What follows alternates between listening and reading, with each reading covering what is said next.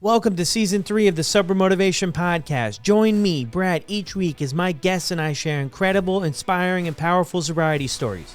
We are here to show sobriety is possible, one story at a time. Let's go! In this episode, we have Kristen, who had her first drink at 17 and her social anxiety seemed to melt away. After high school, she went off to college where binge drinking was normalized and the party was always happening. Further down the road, she was prescribed Xanax to help with her anxiety and continued to drink alcohol. At first, she took it as prescribed, but soon found herself running out before she was due for a refill. Her parents are a massive why in her sobriety and her life today, as they never gave up on supporting her to get the help she needed. With over 900 days of sobriety, this is Kristen's story on the Sober Motivation Podcast. Getting sober is a lifestyle change, and sometimes a little technology can help. Imagine a breathalyzer that works like a habit tracker for sobriety. SoberLink helps you replace bad habits with healthy ones. Weighing less than a pound and as compact as a sunglass case, SoberLink devices have built-in facial recognition, tamper detection, and advanced reporting, which is just another way of saying it'll keep you honest.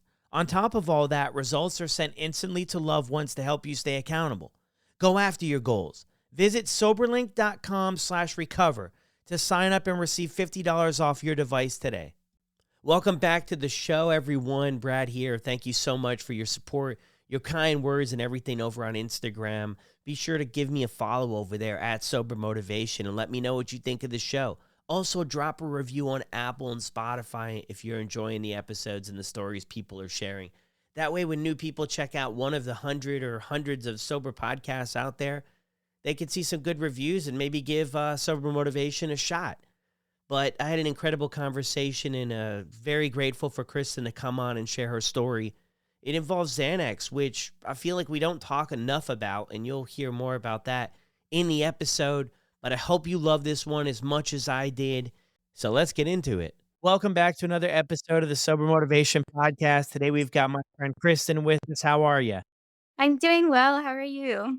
I'm good. So it's great to have you on the show to share your story. Yes, thank you so much for having me. Of course. So what was it like for you growing up? So, growing up, I had a really good childhood. I grew up with, my parents. They've been married for almost 36 years. I have a little brother and sister. I grew up in a Christian household involved in sports. There was nothing really wrong with my childhood. Once I got to high school was kind of when I started drinking a little bit. I remember I had my first drink when I was like 17 years old, and from the very first drink, I immediately had a problem with it.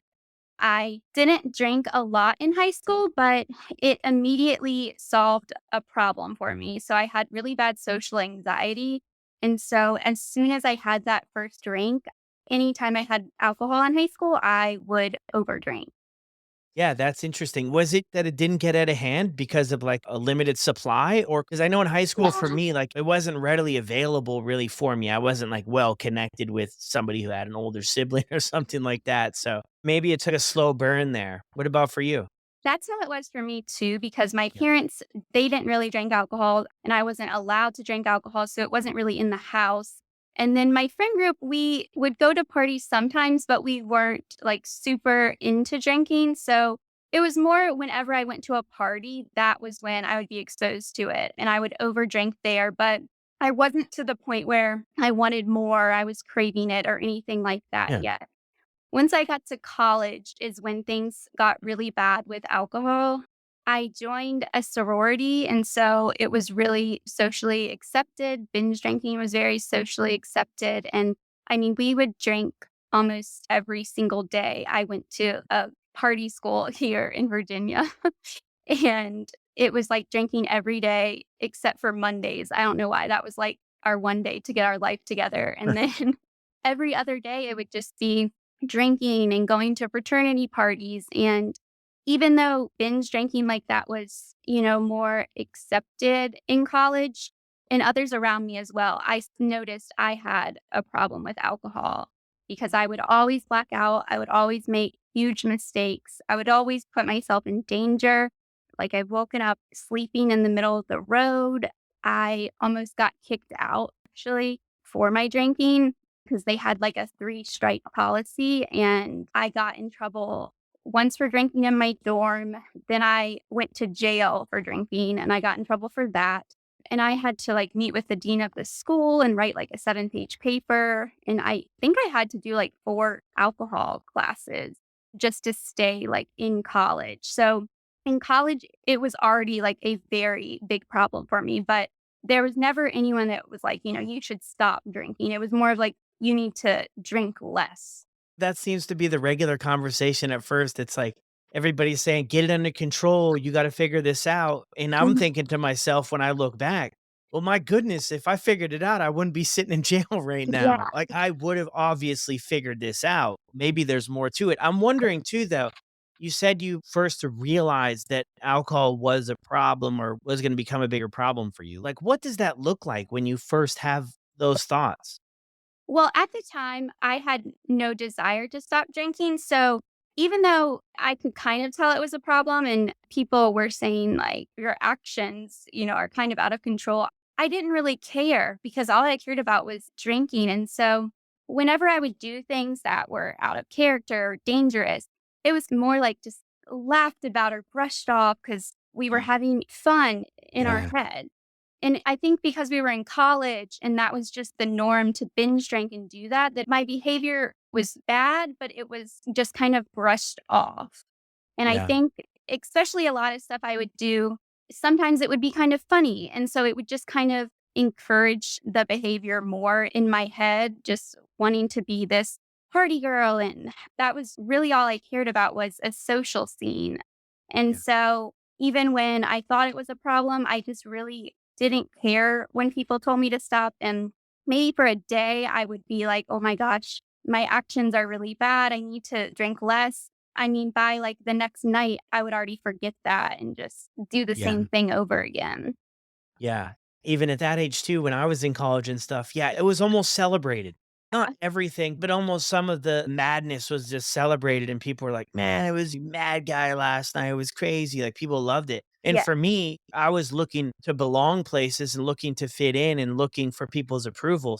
I subconsciously, I think, connected the 2 that like, yeah, if I act like that, people are gonna enjoy me, but it was just Mhm. when I look back, I'm like, "Man, that was just really bad for myself." Everybody else had a good time, but it was, Yeah. for me, right? It was like, oh, because I got stuck with the consequences, and even after college, I couldn't kick the habit, No. so And like, it was just so accepted that I kind of slid under the radar with having a problem because just everyone around me was drinking heavily like that. yeah.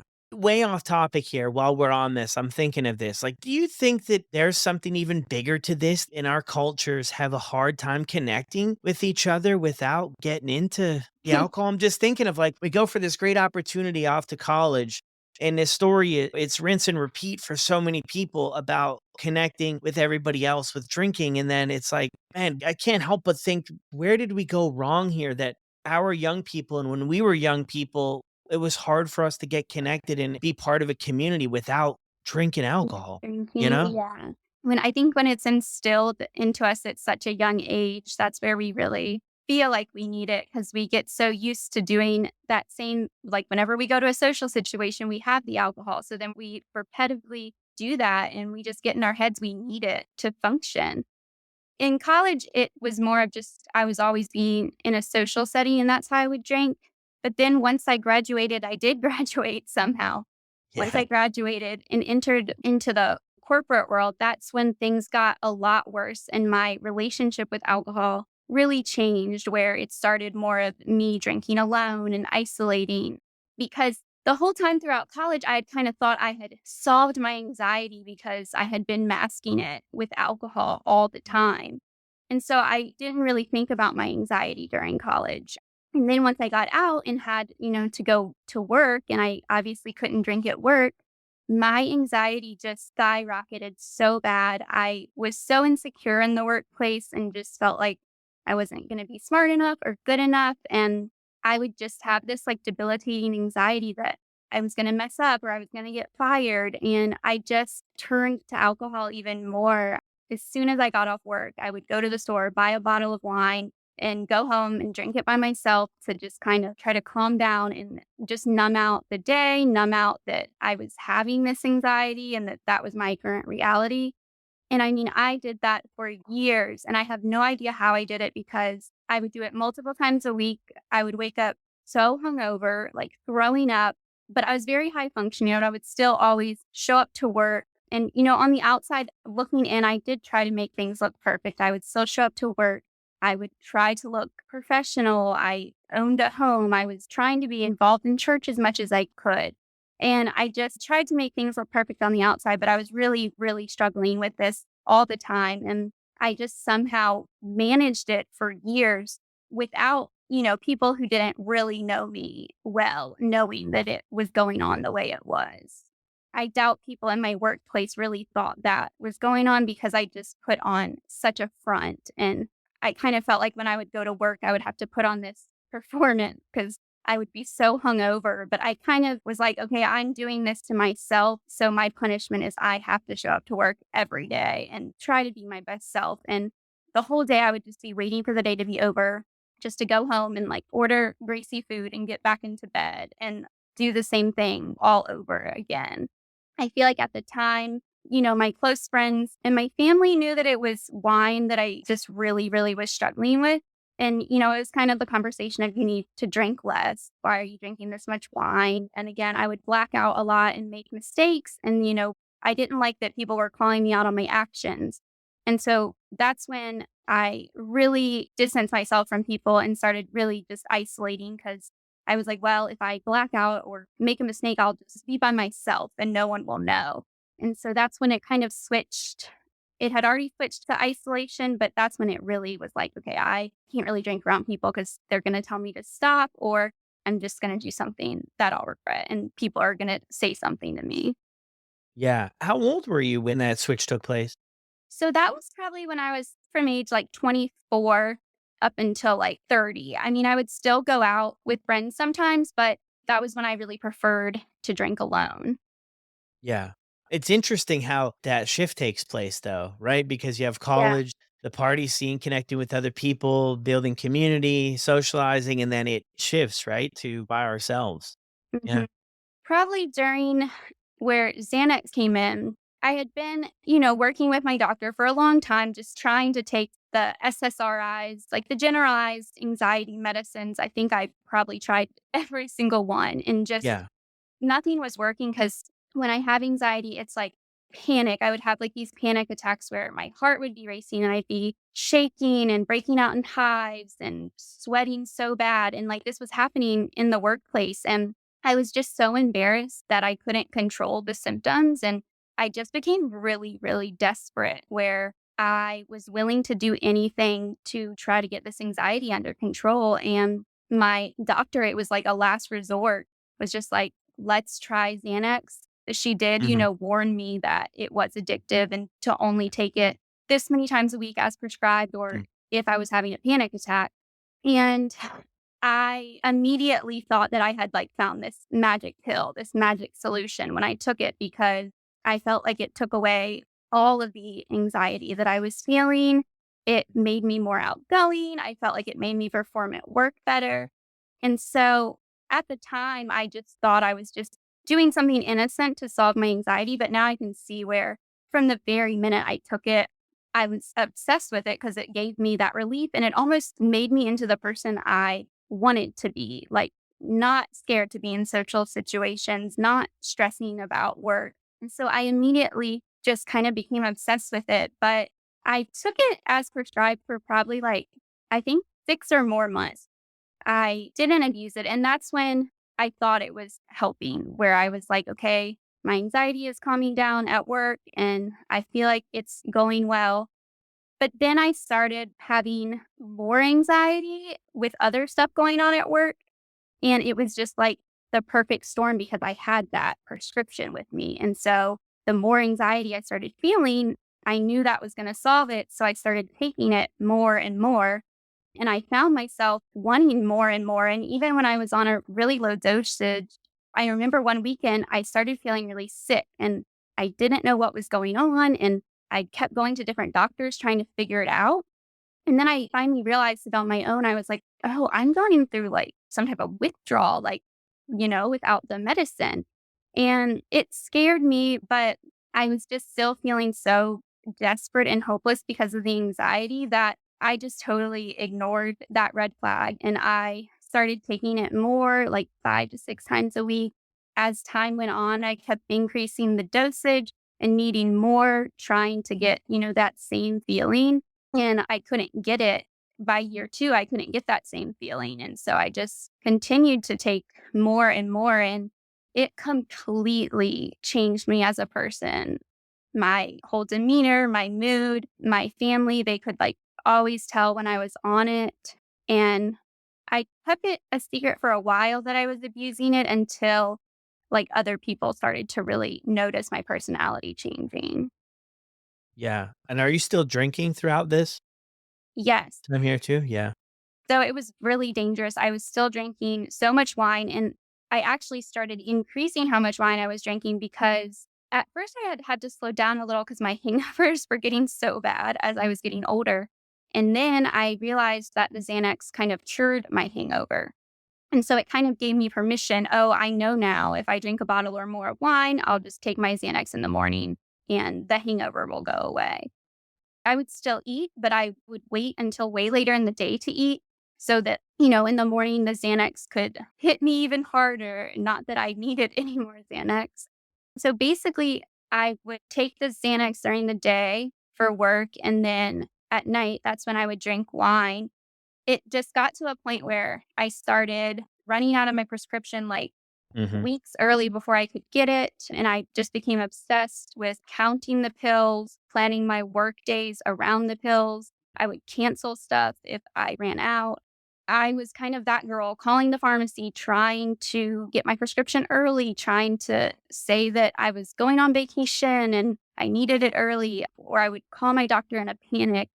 And each time I would get the refill, I would be like, okay, it's going to be different this time. Like, I'm not going to abuse it. Yeah. That's what I would tell myself. And then the same exact thing would happen. And I would run out of it in like 2 weeks. And I would be totally screwed going through these horrible withdrawals where I would be just sweating and shaking and nauseous. I would be like jolting out of my skin. And I later learned that's because I was really close to having a seizure. It's just crazy because even through all of that, I still didn't wanna stop taking it no matter how scared I was. I mean, there were times I thought I was gonna die in my sleep from withdrawal, and I still, like, wanted to keep going. Yeah. Wow, that is a powerful story about the Xanax. Yeah, it's another one of those prescriptions, right? That we can be safe, of course, as people probably can, but then it's very, very addictive. The Xanax part of things, right? And the withdrawals are serious, right? Seizures are common things. Mixing it with alcohol can also be serious stuff too. Yeah, so basically, after that, when I started really upping the dosage and taking so much, that's kind of when I was no longer functioning, where I would say other people could really tell that something was going on. And I just kind of lost control of that. And so I would get on like my Instagram, not the account I have now, but my old Instagram, and I would like talking to the camera and stuff when I was on Xanax and drinking wine. And it's so embarrassing, looking back at it now. And so one night my friends like saw me get on there and they could tell that I was just really, really messed up. And so they called my parents and they were like, I think you need to like get over there. Like she's really messed up in her apartment. Cause I lived alone and that was really bad for me because I could be so secretive, especially during COVID when I was working from home. Mm. I started drinking in the day, which I had never done before when I was older, but that was when I became really secretive. And so my parents had a key to my apartment, and I remember my dad running into the apartment and he was like breathing really heavy. And he said he thought he was going to, find me dead in the apartment. And I remember just trying to pretend that I was like totally okay and be like, what are you Mm. talking about? When really I had taken so much Xanax and had been drinking so much wine. And they were really upset. And they were like, we have called around and we have you set up to go to rehab in Florida. We really want you to go. Like, we can get you on a plane tomorrow. And I don't think I wanted to be sober, but I just didn't like confrontation. And I just felt like I was in trouble almost, like I had been caught and I just needed to do this. I just really felt like I had no other option. And so I agreed to go. And I remember, on the plane there, I drank. I was sitting next to some people that had alcohol and I asked for it. And so I got really drunk to go to rehab. And then during rehab, I just didn't really take it seriously. I had gone with the intention of, okay, I'll stop Xanax, but I'm not going to probably stop drinking because, I had in my head, well, my parents didn't say I had to go because of alcohol. They were saying I had to go because of Xanax. And so it was almost a blessing in disguise that the Xanax thing happened, or I don't really know if I ever would have gotten help for drinking. But I basically just went in it with the total wrong mindset and I focused on all the wrong things. Like I got into a rehab relationship and I was all focused on that. The I, golden rule, Kristen, the golden rule. yeah, and I knew nothing about any of that, about how my emotions were going to be so high and we were trying to replace it with something else. And so Yeah. I focused on that. I did not like my job at all then. It was causing so much stress, and all the therapists were telling me, you need to leave that job. I just threw that advice out the window. They were telling me, I needed to find meetings when I got back in therapy and all this stuff. And I didn't listen or take it seriously at all. And so I ended up leaving like a few days early, even. And as soon as I got out of rehab, I ordered wine at the airport. And I remember my dad picking me up saying, are you going to not drink too? And I was just kind of like, I'll probably have like some wine here and there, which, I'd never been able to moderate. So I don't know why I thought that. And so basically, when I got home, I think since I had gone to rehab, it was all the way in Florida. When I got back, I felt kind of worse because I really didn't have any resources. I didn't really know anything about going to a meeting. So I kind of fell into an even bigger depression. And I remember I stayed off Xanax for about a week and I was in an IOP meeting, still trying to get help. And it was the night before I was going back to work because I didn't listen and just was going to stay at the job. And I remember just having such bad anxiety, thinking like, how am I going to go back to work? And, this is embarrassing that I had to go to rehab and now I'm going to try to go back to my job. And I just felt so overwhelmed that I went and I refilled the prescription. And that was one of the first mistakes I made is I left that communication open with my doctor, which I shouldn't have done. I should have closed that door. But I think the whole time I didn't really want to be sober. And that's why I left the communication open in case I wanted to get that refill. And so I remember I drove to the pharmacy, immediately took it, and I had just planned that I was going to take it normally. I, for some reason in my mind, thought since I had been off of it for almost 30 days or so that I could take it normally, which Yeah. was not the case at all. Things got even worse. And I took like the whole bottle and I think like 3 days or something. Like it was really, really bad. And I went into a really dark, dark place. And I remember the day when things just got so bad, I had lost my keys that past weekend when I was out. And so I didn't have a car at the time. And I had to Uber to work. And I remember the rehab romance guy called and just cut it off with me. And I had already taken a bunch of Xanax and I was at work and I just like lost it. I just felt so hopeless. And I remember I called an Uber from work and it was like the middle of the day. And I went to the nearest place that I knew served alcohol, which was a TGI Fridays. And I just started getting like hammered by myself, like in the middle of the workday.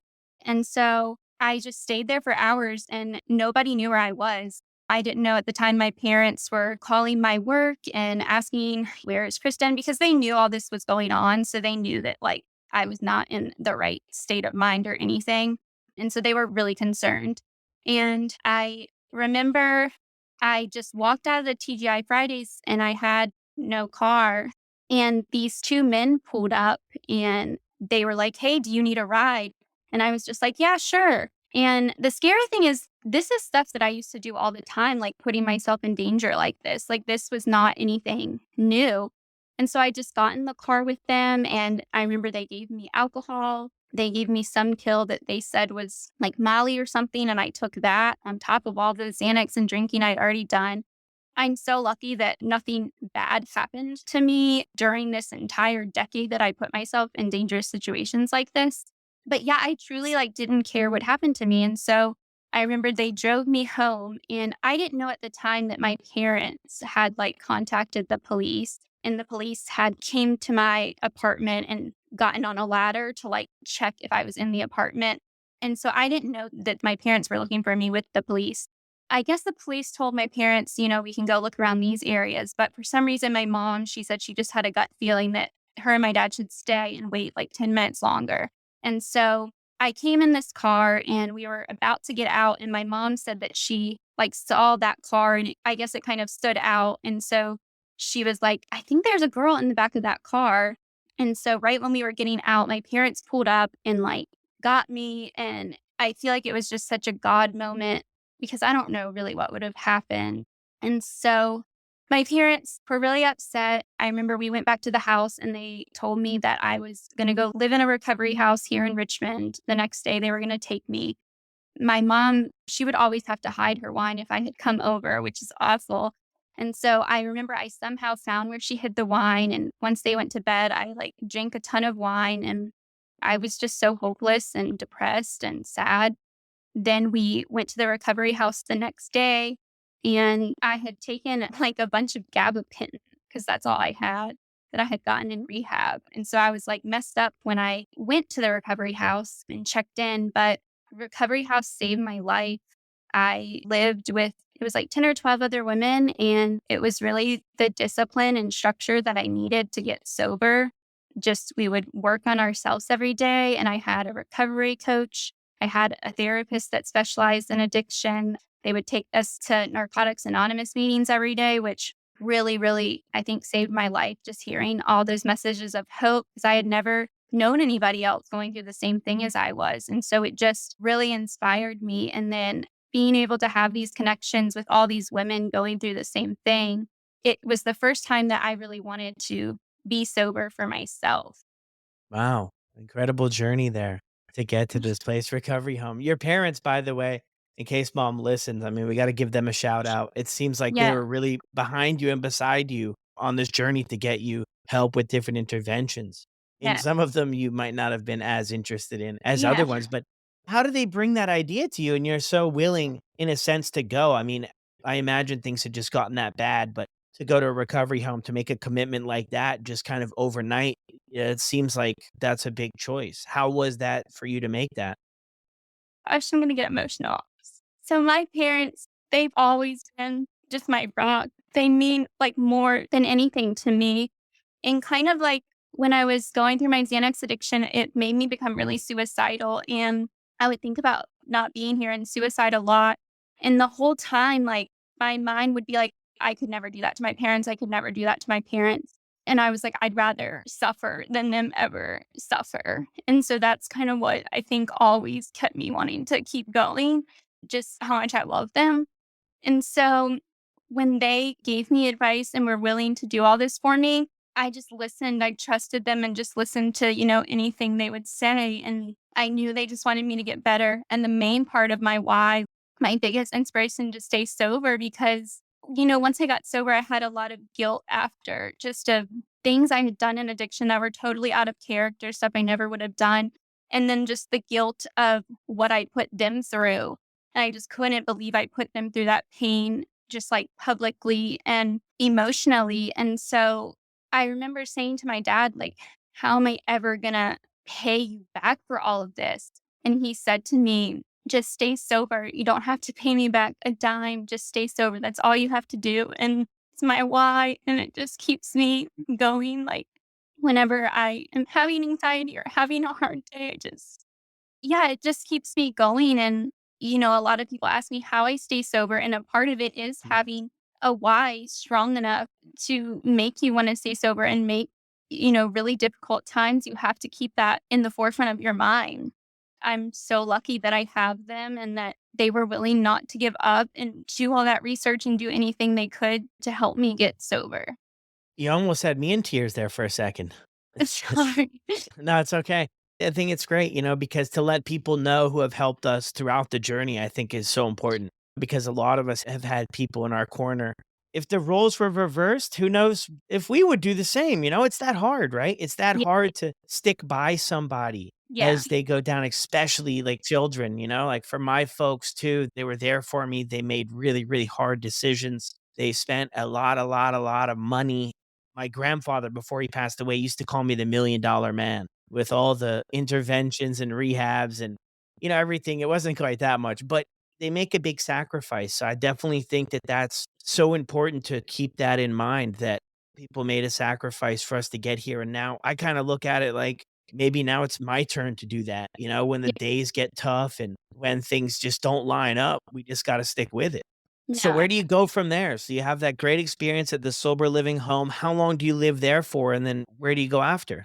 So I lived there for 28 days and did the program. And it was really cool because I kept journals the whole time. And when I read them back, just to see how much I was struggling. And then you can slowly see as each day goes on, I start talking about how I started laughing again for the first time and just becoming myself again and gaining confidence back and finding hope. And I know not everyone can do this, but I made sure, when I got out of the program this time, I made sure I made all the changes and suggestions that people gave me. So, probably one of the biggest reliefs was that second day in the recovery house. My dad, he called me and he said, I put your resignation in, I picked up your stuff, you're done at that job.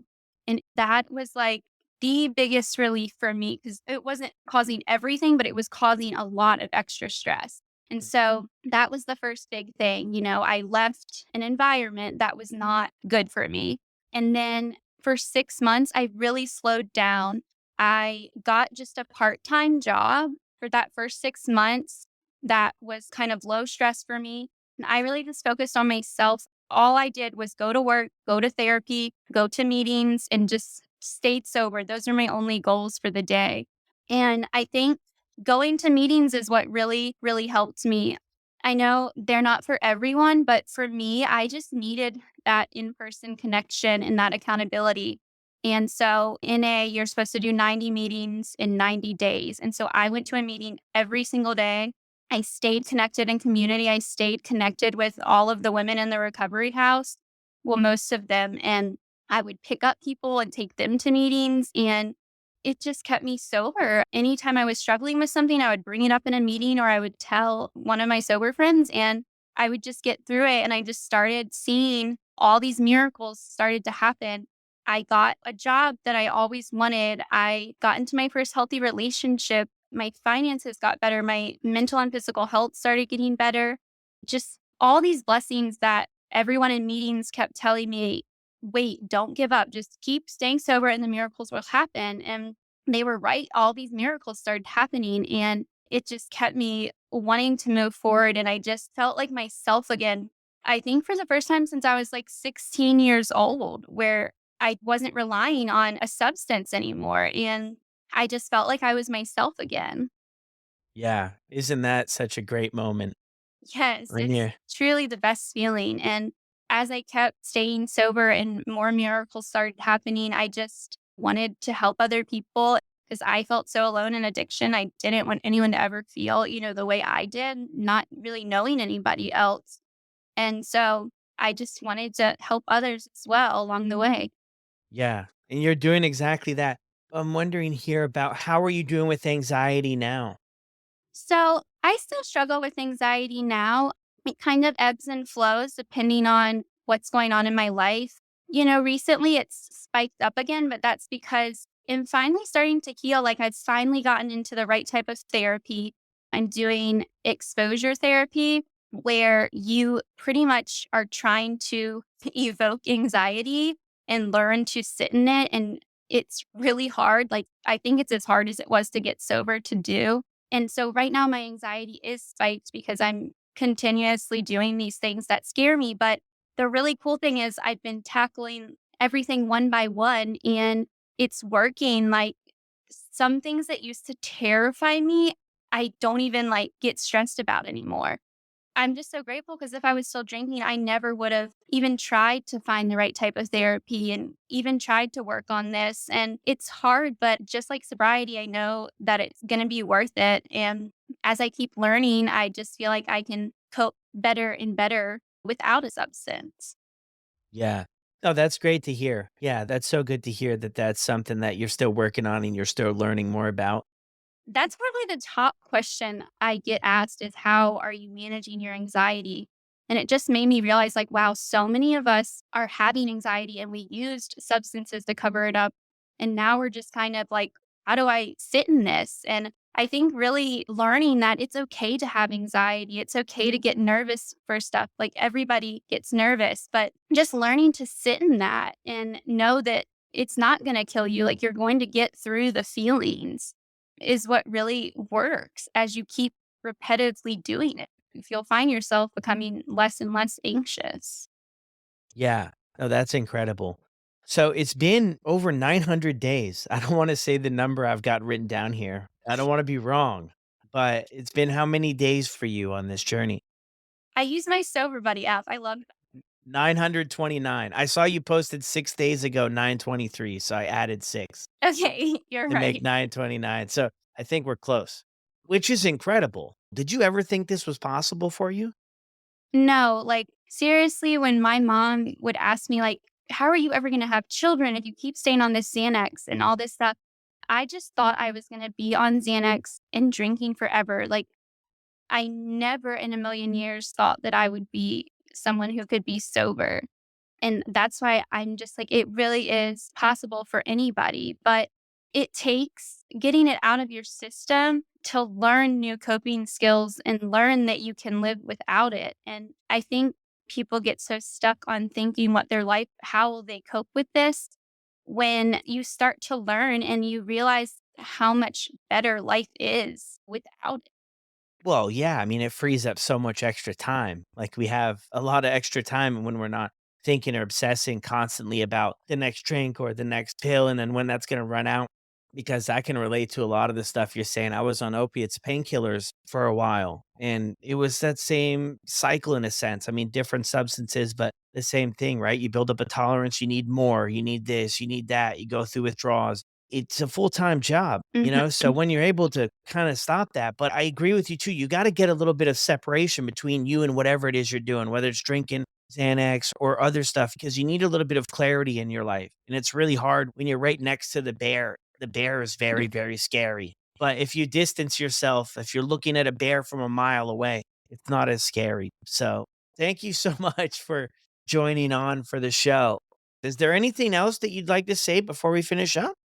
Just that you're never too far gone and there's never not hope. And I would say something that really helped me when I was going through addiction was I remember I found one account and it was the first time I had ever heard, somebody share that they had gone through addiction and they had gotten sober. And I just remember it was like the one glimmer of hope I had. And I think just to get curious and find accounts like that and start following them if you're wanting to get sober and really just kind of seeing that there is a hope no matter how dark it feels right now. They're remembering that there could be days where you don't have to feel this way and that things can change around and that this is only a temporary feeling. And just remembering that and holding on to some type of hope, is so important when you're struggling. Yeah, that's so true. Yeah, follow some people that are gonna be good for you and to keep the hope alive, some things you can look up to, maybe some people that share a similar story to you that can be helpful. If anybody out there, Kristen, enjoys this episode as much as I did, which I really did, this was incredible, how could they reach out to you and say thank you? So they can reach out to me on my Instagram account. It's Sober Girl Tribe. And I try to respond to everybody as much as I can. And I just love connecting with other people on there and just sharing advice with them of what I've gone through and hearing their stories. Incredible. Yeah, so there you go, everyone. Thank you again, Kristen, for joining on the show and sharing your story with us. Thank you. Well, there we go. Another incredible story, another incredible episode. Thank you, Kristen, so much for coming on here and sharing your story. If you enjoyed it, be sure to send her a message over on Instagram. I'll drop her handle and link and everything in the show notes. As always, thank you, everybody, for the continued support. It's incredible. This is a very powerful story because a lot of people get mixed up in this Xanax and alcohol cycle. Not enough people talk about it. And it's a very dangerous, very lonely, and an up and down, all around type journey. to get stuck in that. The withdrawals from Xanax are just unbelievably painful. So thank you, Kristen. So glad that you're rocking and rolling on this journey with 900 plus days, giving back, sharing your story to help others, and staying connected to what works for you. I'll see you on the next one.